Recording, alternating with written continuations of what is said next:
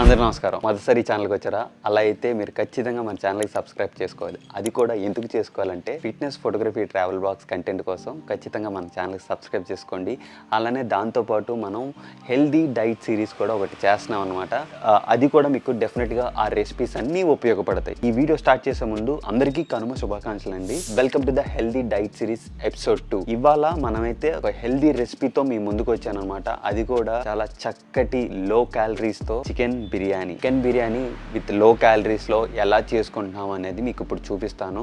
ఇంకా లేట్ చేయకుండా మనం వీడియోలోకి వెళ్ళిపోదాం. మన లో క్యాలరీస్ చికెన్ బిర్యానీకి మిక్సీలో కొత్తిమీర, పుదీనా, పచ్చిమిరపకాయ, అలానే చిన్న ఉల్లిపాయలు వేసుకుంటున్నాను. ఎందుకంటే త్వరగా ఆ చిన్న ఉల్లిపాయలు వేస్తే ఏమైందంటే త్వరగా మిక్సీలాగా పచ్చిగా అవుతుంది అని చెప్పేసి. అలానే ముందుగా అల్లం వెల్లి పేస్ట్ వేసేసుకున్నాను. ఆ పేస్ట్ అయితే వేసేసి పొడిలాడాలన్నమాట. ఓం మెత్తగా అయిపోకూడదు, పొడిలాడాలి. ఇదైతే గుర్తుపెట్టుకోండి.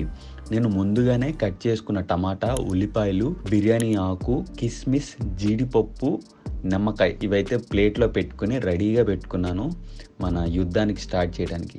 ఒక చక్కటి పాత్ర తీసుకోండి. ఆ పాత్రలో ఒక టేబుల్న్నర స్పూన్ నేనైతే ఇక్కడ నెయ్యి వేస్తున్నాను.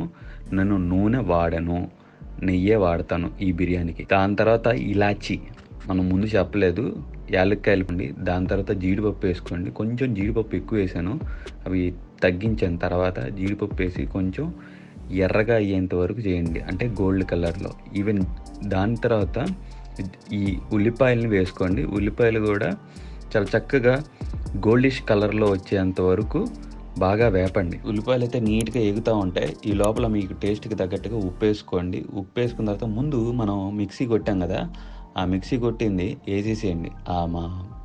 ఆ పచ్చిమిరపకాయలు ఇవన్నీ వేసేసేసి నీట్గా తెప్పండి. ఇప్పుడైతే ఉంటుంది గొట్టు కట్టిద్ది, గట్టి కొట్టిద్ది. నేనైతే తుమ్ముతున్నాను, దగ్గుతున్నాను, అన్నీ చేస్తున్నాను, బట్ ఐఎమ్ స్ట్రాంగర్, తెలుసు కదా.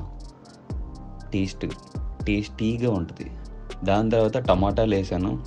టమాటాలు వేసి అవన్నీ నీట్గా తిప్పుతున్నాను అనమాట. నీట్గా తిప్పేసేయండి. దాని తర్వాత తగినంత కారం వేసుకోండి మీ టేస్ట్కి తగ్గట్టుగా. తర్వాత మన కొరియాండర్ పౌడర్ వేసేయండి.